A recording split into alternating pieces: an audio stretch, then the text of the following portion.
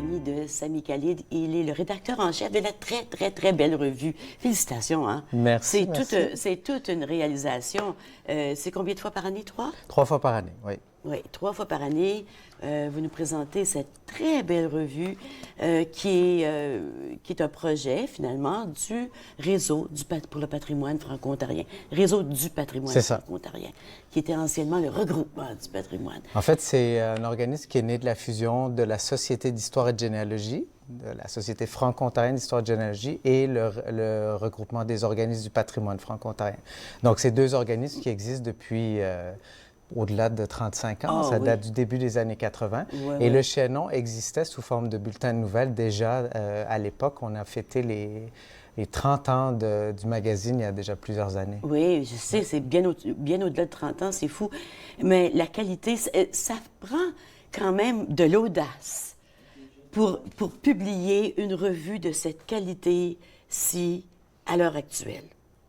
Parce qu'on voit que les revues, ben, il y en a qui ferment leurs portes, ils arrêtent de publier, ils se transfèrent de papier en ligne. Mais ça, c'est disponible en ligne aussi. Mais est-ce que ça prend de l'audace? Tout à fait. C'est de plus en plus difficile, je pense, dans le monde de l'édition, de faire des publications de ce genre-là. Ça coûte de plus en plus cher pour imprimer et surtout pour envoyer par la poste. Donc, heureusement, on a encore un bon bassin d'abonnés, des gens fidèles qui sont intéressés et qui continuent à encourager l'organisme et le magazine. On remarque qu'il y a peut-être un quart ou un tiers de nos abonnés qui passent à la version électronique. Oui. Donc, ça nous permet d'économiser un peu au niveau des coûts d'envoi, mais on a toujours un bassin très intéressé à lire le chaînon.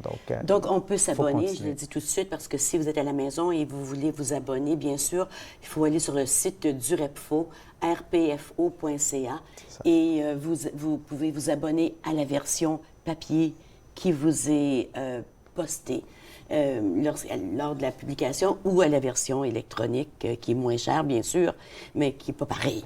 Pas pareil, c'est pas la même chose. Hein? C'est toujours agréable d'avoir quelque chose entre les mains, de consulter le papier. Oui, regardez Maurice Bélanger, ça c'est la revue qui sort cette semaine. Hein? Ça, c'est celle-ci qui sort cette semaine. Ça, c'est celle de l'automne. De l'automne dernier. Oui, celle de l'automne dernier. L'automne dernier, on avait quand même beaucoup de choses à célébrer, des moments heureux, mais des moments un peu plus malheureux. On a des décès qui sont survenus en 2016, entre autres celui de Maurice Bélanger, qui était un personnage important de l'Ontario français. Et on avait perdu aussi l'ancienne présidente, puis directrice générale du ROPFO, le regroupement des organismes du patrimoine. Donc, ces deux articles importants. C'était qui? C'était Paul Doucet. Ah, Paul Doucet? Oui, qui est décédé l'été dernier. Oui, effectivement. Donc, on a deux beaux articles là-dessus, dans ce numéro-là pour nous parler de ces personnes et de leur contribution importante à la francophonie ontarienne, mais en fait à l'ensemble des communautés francophones du Canada. Parce qu'on essaie quand même d'élargir, on se rend compte qu'on n'est pas uniquement tourné vers nos petites communautés et notre province, mais qu'on fait partie d'une grande famille à l'échelle du Canada. Donc, qu'il y a des réseaux qui se forment partout au pays et qu'on a des liens communs entre tout le monde, tous les membres de ces communautés. C'est tellement important, surtout à l'heure actuelle, dans le monde dans lequel nous vivons, où tellement de communautés se referment sur elles-mêmes et ne s'ouvrent pas aux autres. On ne perd pas notre identité, on ne perd pas notre patrimoine lorsqu'on s'ouvre aux autres, n'est-ce pas? Au contraire, il me semble que l'identité s'enrichit quand on est au contact d'autres cultures et d'autres personnes. On se rend compte de qui on est, de ce qu'on a comme patrimoine dont on a hérité, mais on enrichit nos connaissances et nos valeurs et notre contact avec les autres à travers tous ces échanges-là. Quand on parle de patrimoine, bien sûr, on ne parle pas seulement de l'histoire des Canadiens français de souche. Parce que maintenant, je dis de souche, puis j'aime pas l'expression, mais ceux qui étaient ici depuis 300 ans, puis les familles comme la mienne, mais c'est de souche, ça vient de toutes les souches, ça vient des Autochtones, ça vient d'Irlande, ça vient d'Écosse, ça vient de France, ça vient de partout. Mais c'est à tous les jours, on écrit notre patrimoine. Exactement. Ça change. Par définition, quand on est Canadien, ça veut dire qu'on est mélangé, on est de toutes sortes d'origines.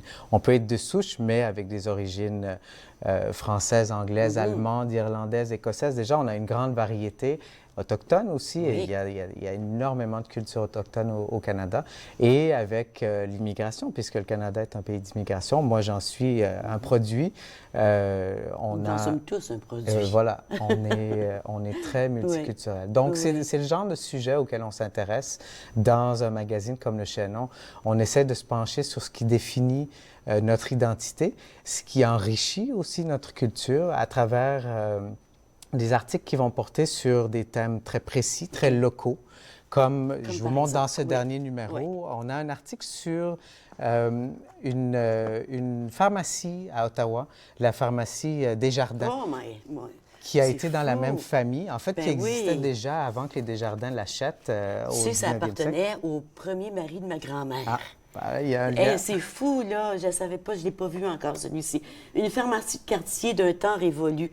Ouais, et donc, notre auteur, Daniel Carrière-Paris, s'est intéressé à cette pharmacie, à cette institution, mais aussi à la famille derrière ce commerce, sur plusieurs générations. Elle a réussi à suivre un peu, elle a trouvé des documents d'archives, elle a consulté les archives de la famille, elle a obtenu des photos pour illustrer cette institution-là. Et ce qui est intéressant, c'est qu'on voit qu'au plein cœur d'Ottawa, près du marché... Ben oui, sur la rue Dalhousie. Voilà, il y avait un commerce qui était bien enraciné dans la communauté. Puis à partir de là, bien, on peut grandir notre horizon pour voir ce qui se passe ailleurs, ce qui se passe dans d'autres régions. On a un monsieur qui est un ancien président de Société d'histoire qui nous a écrit sur le diocèse de Timmins. Ah ben oui. Donc, il a écrit un livre sur le diocèse de Timmins et il nous en fait un compte-rendu, en fait un survol dans ce numéro-ci avec des images intéressantes. Quand on voit... Tiens, je vais vous montrer parce qu'il y a tellement de gens dans la région qui sont originaires de Timmins ou du Grand Nord. Bien, du Grand Nord, c'est pas du Grand Nord, dans le Nord. Le Moyen-Nord, oui. Le Moyen-Nord. Comment il s'appelle? Je ne vois pas son nom. C'est Monsieur Héroux, Florent Héroux. Florent Héroux. Puis c'est lui. C'est une collaboration. Donc, les textes sont écrits par des collaborateurs? Exactement. Alors, c'est un magazine qui se fait entièrement avec des collaborateurs bénévoles. On a vraiment beaucoup de chance de ce point de vue-là. Les gens vont m'écrire à moi en tant que rédacteur en chef pour me dire « j'ai une idée, j'ai un article, est-ce que c'est bon, est-ce que ça peut être intéressant, est-ce que tu veux le réviser, est-ce que je peux le soumettre comme ça ?» Est-ce qu'on peut avoir de l'aide pour obtenir des photos? Parce que bien sûr, les photos, les documents visuels sont très importants. Ou bien des fois, c'est moi qui vais aller contacter des gens pour des sujets particuliers et puis essayer de faire un numéro un peu thématique avec des liens entre les articles. Ça ne fonctionne pas toujours, mais on a quand même à travers ça une belle variété de textes sur l'histoire, sur la généalogie, sur le patrimoine, sur la culture de façon générale des Canadiens français. Oui. Le prochain numéro, c'est l'hiver. Ça dit hiver, mais on est dans mars. C'est celui d'hiver. C'est ça. Alors, celui-ci... sort cette semaine. Sort cette semaine. Juste de sortir.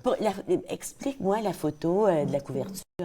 C'est une photo qui, pour moi, pour l'équipe du Chaînon, représentait bien l'hiver. C'était pas en thème avec, nécessairement, pas en lien avec un thème abordé dans la revue, mais une belle vue du lac supérieur. Et comme dans ce numéro-ci, on parle du sort réservé aux Métis autour du lac supérieur et des grands lacs dans le cadre des traités qui ont été négociés au 19e siècle, bien, ça nous permettait de nous amener dans cette direction. Il y a tellement de choses là-dedans. Puis ce sont des documents de référence. Il ne faut pas les jeter. C'est pas de l'actualité. C'est pas quelque chose qu'on dit « Ah, ben c'est fini, je vais le mettre aux poubelles ». On peut les collectionner. Il faut les conserver. Ben oui. Moi, je suis... associé au RPFO et au Chaînon depuis très longtemps, depuis plus d'une dizaine d'années. Et je remarque que tout ce qu'on écrit, ça s'accumule, ça nous permet de rajouter un petit bloc à nos connaissances au sujet de l'Ontario. Donc, c'est en fait un livre au complet qu'on est en train d'écrire petit à petit, article par article et numéro par numéro, chaque année. On va aller à une pause. Au retour, on poursuit, puis on va prendre des exemples de textes précis dans les documents, dans le Chaînon. Restez avec nous, on vient tout de suite.